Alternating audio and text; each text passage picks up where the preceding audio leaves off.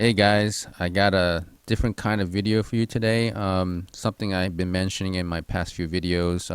I've been wanting to do this video for a while, but haven't gotten around to it. So here it is now. Uh, Over the past, 2 years, maybe 3 years doing YouTube, and a lot of people have opinions about coins, and even dealers, particularly dealers have strong opinions about coins and what you should be buying. So uh, you come across, people in YouTube as well, um, may comment on your video. What the hell are you buying this coin? This thing is junk. What the hell are you doing? Or, well, that coin is great. This is awesome. So there's all kinds of opinions that go around when it comes to buying coins. And what I wanted to do is kind of break it down to, these five little elements here. You have perception, opinions, you have supply and demand, and you have value. And I want to put one more element here on the top. It's called objective. It should be even a bigger circle than the rest of these, but I forgot to put it in, so I'm going to put that in on the top. Objective is basically what your goals are, what your purpose is in buying anything, right? So if you wanted to buy gold and silver and you wanted to stack as many ounces as possible, your stacker, and that's your objective, is to buy bullion uh, at lower prices as much as possible. And some of my deal videos have been for regular bullion coins, whether it be rounds or government bullion, right? Other people are what you call flippers. People like to buy low and sell high so that they could create extra cash so that they could buy more coins with it. And some of that money goes to, you know, uh, uh, coins that they want to collect, which is another form of objective.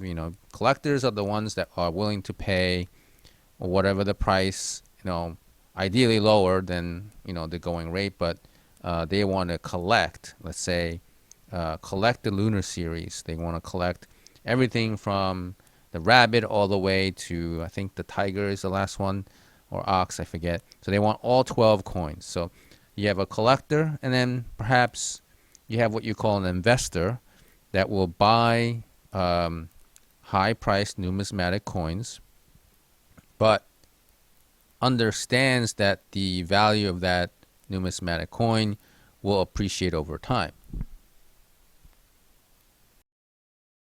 So let's go to the first top left element here. It's called perception. We all look at coins and say, ooh, what's this? And we determine whether, is this silver? Is this gold? What's the silver content? What's the gold content? We start looking into that. Is it a BU coin or a proof? And for those who are new at this, we'll be like, oh, why is this one shiny and why is this one kind of like regular dull looking? And some people see that, hey, this coin is a lot smaller, but it's thick, right?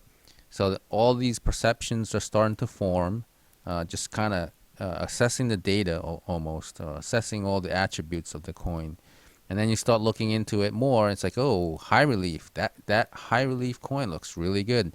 You got, I think the gods of Olympus really started the high relief trend. Now you have bullion coins in high relief format.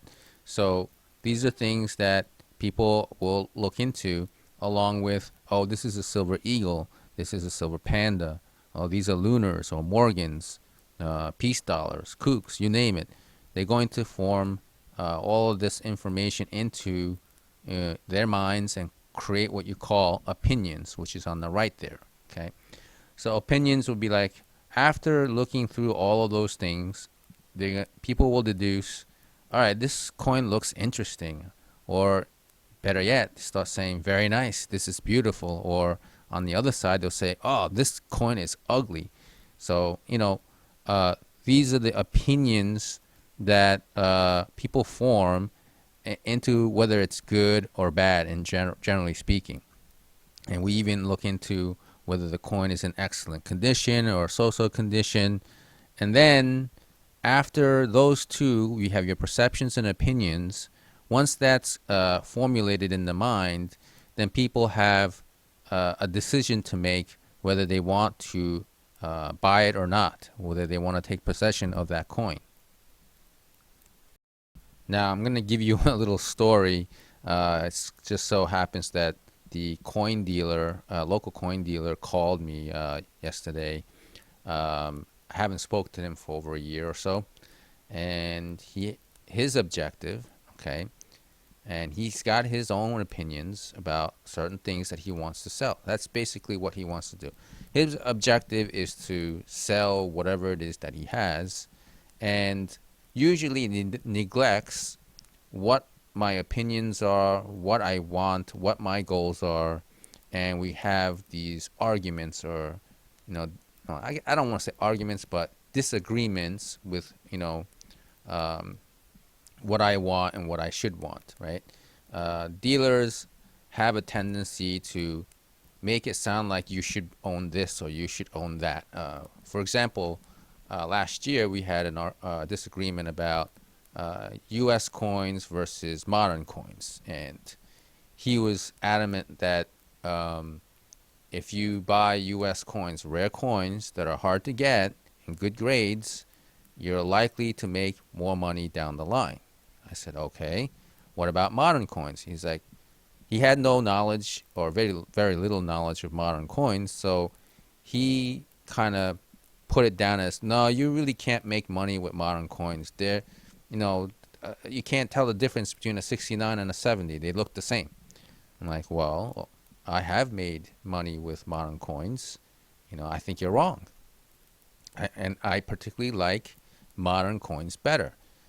So when I tell him that, I give him my opinions and what I like, and yet he doesn't hear it, he doesn't get it.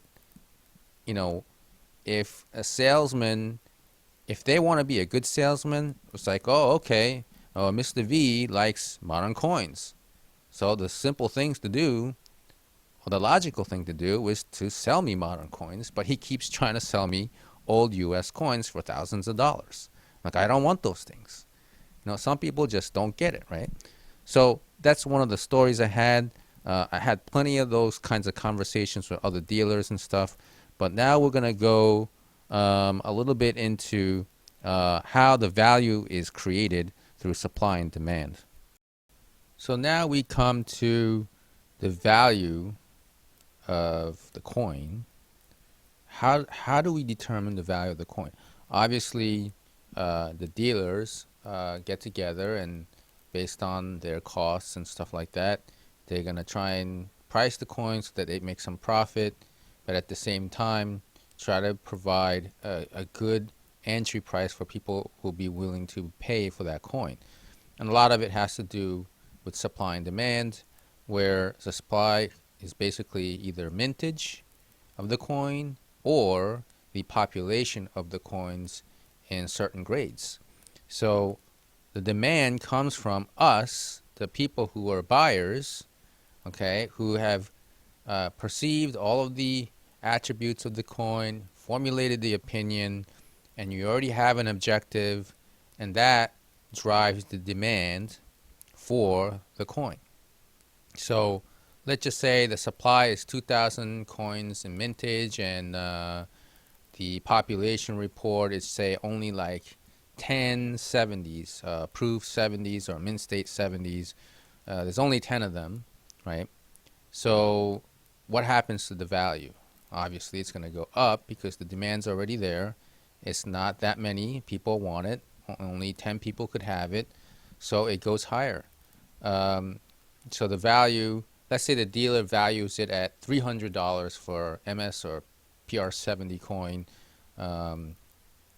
And that's all they got, right? So in the case of, say, the Libertad proofs that came out last summer, the dealers got smart and started selling them for the maximum value of that demand, what the demand would pay.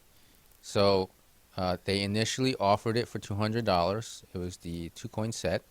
And then the demand kept going higher and higher, so the value kept going higher and higher, and so forth, right?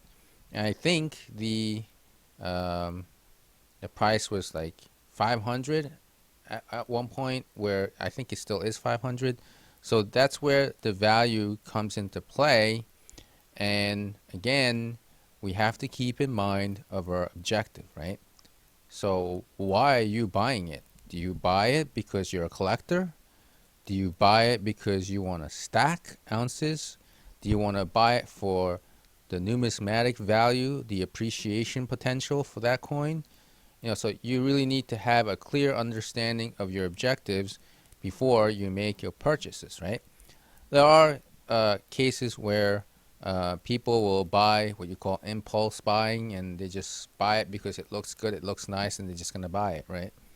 So a lot of factors that come into play when it comes to assessing value of coins, and these are the five things plus the objective that I put on here in a diagram, so for you guys to kind of contemplate on when it comes to buying coins.